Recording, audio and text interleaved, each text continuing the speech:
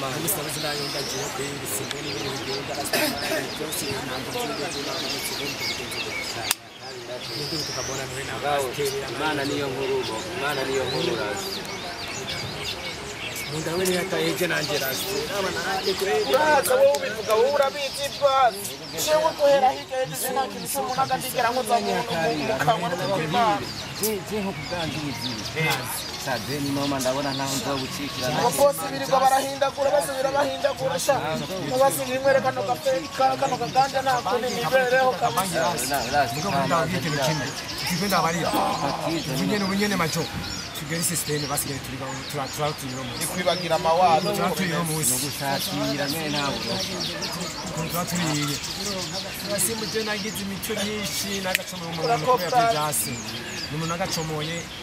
yagerageje nyene mu wenda ndakwiga si mu muji none basi brother we ntubizi je nacomoye none uzobaho gute none kora ubuvire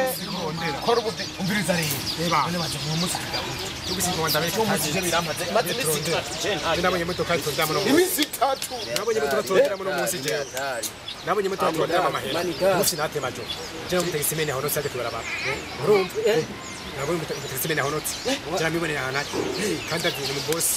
oya afisa mahera anyonga mama buje benshi je ndamo tenda bi kusa uno musi tukapasa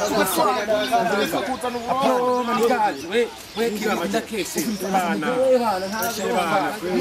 ntabwo kimwe kihari oya